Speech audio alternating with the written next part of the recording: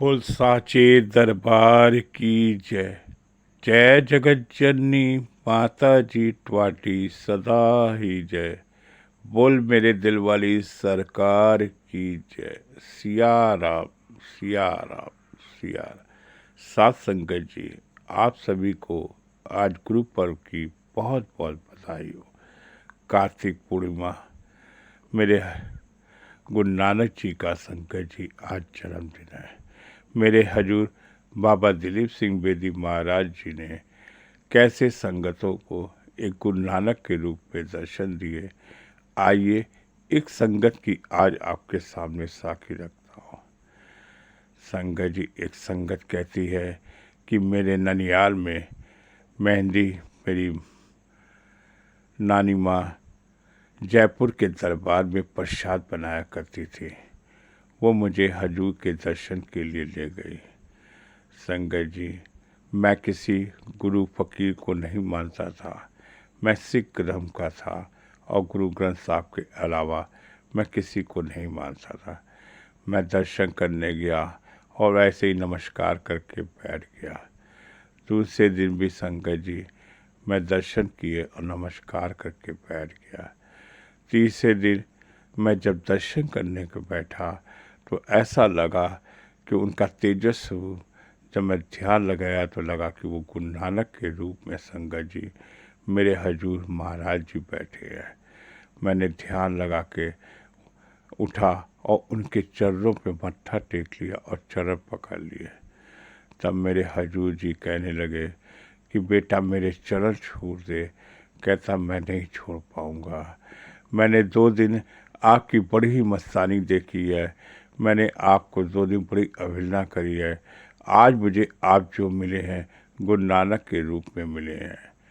सब संगत जी मेरे हजूर कहते हैं मैं राम भी हूँ, कृष्ण भी हूँ और गुरु नानक के रूप में तेरे को दर्शन भी दिए। तू मेरा बहुत ही पुराना सेवक है। कोई भी सामान संगत जी 2 पैसे की हांडी भी लेते हो तो उसे भी ठोक बजा कर लिखा करो कि कहीं अंदर से टूटी तो नहीं है। तूने मेरे 3 दिन परीक्षा ली और तुझे नानक के रूप में मैंने दर्शन दिए। और इस तरह से संगत जी मैं हजूर के रोज़ दर्शन करने चला गया। एक दिन हजूर जी कहते हैं कि बेटा कुछ मांग लो, तुम आते हो, तुम्हारी शादी हो गई है। उन्होंने कहा हाँ मेरी शादी हो गई है, कोई बच्चे नहीं हैं। तो कहते हैं यहाँ पर जो भी आता है जयपुर के दरबार में झोलियाँ फैला के भर के ले जाता है। संगत जी आज भी कहते हैं कि जयपुर के दरबार में जिसने भी मत्था टेका है, जिसने भी अपनी मुरादें मांगी हैं, गुरु परिवार ने उसकी मुरादें जरूर पूरी करी हैं। और कुछ दिन बाद संगत जी वो अपनी पत्नी को लेकर हजूर के दरबार पहुंच गया। हजूर जी ने उसको पति पत्नी को एक फल दिया और फल खाकर संगत जी उसके घर में 4 पुत्र और एक बेटी हुई। इस तरह से मेरे हजूर जी ने उसको गुरु के रूप में, नानक के रूप में संगत जी दर्शन दे दिए। संगत जी कहते हैं एक साखी आज मैं जो आपके सामने रख रहा हूँ वो गुरु नानक के रूप में संगत जी आपको आगे लिख रहा हूँ। कहते हैं कि नानक कहो नानक जिन हुक्म पछताता, गुरु पूरे किए भेद दिनता था। गुरु की सेवा सफल है जे के करे चिंत करें। विनम्रतापूर्वक गुरु की सेवा करने वाले परवान होती है। हम दरबार में अपना सिर तो झुकाते हैं पर मन नहीं झुकता। अधिकांश ऐसा पाया जाता है कि सेवक की दृष्टि ही बदल जाती है। वह अपने को सबसे श्रेष्ठ समझने लगता है। उसकी गर्दन ज़्यादा अकड़ी रहती है, ठीक से बात भी नहीं हो पाती। कुछ पूछ लिया तो बताना नागवार लगता है। अपने को जो बिठा दे, अपने को मिटा दे। अपने मिटाने के मतलब से इतना है कि अपने अहंकार को अपने गुरुदेव के चरणों में चढ़ा देना। तू ही है, तू ही है, तू ही है, सब गुण तेरे हैं नाही।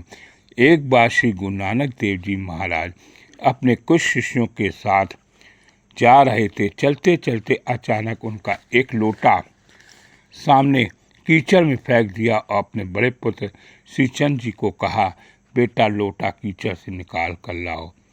पर वह संत जी ने कहा, आप क्या कह रहे हैं गुरुदेव, अगर निकालना होता तो फिर कीचड़ में क्यों फेंका था? मेरे सारे कपड़े खराब हो जाएंगे, मैं नहीं निकाल सकता। और गुरु सिख के साथ गए। उन्हें क्यों नहीं आप इशारा करते? वह सुनकर श्री गुरु नानक जी महाराज मुस्कुराए। तब उन्होंने अपने बेटे छोटे साहिबजादे को लक्ष्मीचंद जी को कहा कि बेटा ये लोटा कीचड़ से निकाल के लाओ। बस सुनकर उनके छोटे साहिबजादे ने भी यह सब कुछ कह दिया। बड़े भाई ने कहा कि लोटा निकालना ही था तो आपने कीचड़ में क्यों डाला? संगत जी, मेरे हजूर गुरु नानक जी महाराज जी ने यह सुनकर अपने साथ चल रहे भाई लहना जी की तरफ देखा। बस इतना ही कहना थे कि भाई लहना जी के लिए गुरु महाराज जी को मुंह में कुछ कहना ही नहीं पड़ेगा। कुछ कहते ही पहले लहना जी ने हुक्म जाना और कपड़े सहित कीचड़ में छलांग लगा दी और लोटा निकाल कर गुरुदेव के सामने हाजिर हो गए। उस समय गुरु नानक देव जी महाराज जी ने भाई लहना जी को ऐसे कीचड़ में भले लगा दिया कि दुनिया देखती रह गई। इस तरह संगत जी एक प्रसंग आता है कि गुरु नानक देव जी महाराज जी के पास संगत बैठी थी। उन्हें लंगर आदि की व्यवस्था के लिए गुरु नानक देव जी महाराज जी ने अपने बड़े साहबजादे को कहा, बेटा ये सामने जो कीकन का पेड़ है इस पर चढ़कर टहनियाँ हिलाओगे तो पेड़ से लड्डू पेड़े टपकेंगे। यह सोचकर में नाराज हो गए कि कीकर के पेड़ में कहीं कांटे लगे होते हैं, इसमें लड्डू पेड़े कहाँ से टपकेंगे? तो बिना पेड़ से कभी लड्डू पेड़े टपकते हैं? आप कैसी बात कर रहे हो गुरुदेव? ज़्यादा उम्र हो गई है, आप बहक गए हो, आप सठिया गए हो। तब गुरुदेव फिर मुस्कुराए। श्री चंद जी से मना करने पर गुरु नानक महाराज जी ने अपने छोटे साहिबजादे लक्ष्मीचंद जी को भी कीकर के बीच चढ़ने को कहा। तो संगत जी उसने भी कहा, संगत लड्डू पेड़े का प्रसाद हिलाने को कहा ताकि संगत लड्डू पेड़े का प्रसाद ले सके। इन पर लक्ष्मीचंद जी ने कहा, क्या कभी पेड़ों में लड्डू लगते हैं? लड्डू पेड़ों गिने जाते हैं? सारे संगत सारा शरीर लहलान हो जाएगा। जब दोनों साहबजादों ने पेड़ पर चढ़ने पर मना कर दिया तब श्री गुरु नानक देव जी ने महाराज के भाई लहना के पेड़ पर चढ़ने को कहा। भाई लहना जी कुछ क्षण के लिए कुछ चढ़ने के लिए विचार नहीं किया और कीकर का पेड़ था जहाँ चारों तरफ संगत जी बहुत ही नुकीले नुकीले कांटे थे। गुरु का आदेश ही हुआ और वह कीचड़ के पेड़ पर चढ़ गए। शरीर लहलान हो गया, कपड़े तार तार हो गए, हाथों में कांटे घुस गए, पर कोई परवाह नहीं करी। मन में एक ही उमंग थी, मैंने गुरु का आदेश मानना, हुक्म का पालना ही संगत जी शक्ति है। गुरुदेव की ऐसी सजा हुई। पेड़ पर छोड़ पिलाया, जोर से हिलाया। जो ही पेड़ हिलाया लड्डू पेड़ों की बौछारें होने लगी। सारी संगत चलकर गुरु नानक करने लगी। संगत जी गुरु का आदेश ही संगत जी हमारे लिए वो है कि करना चाहिए। हम गुरु की परीक्षा लेते हैं कि गुरु हमारे साथ ऐसा करे। अरे दिन हो रात हो हमें अपने गुरु का ही पालन करें।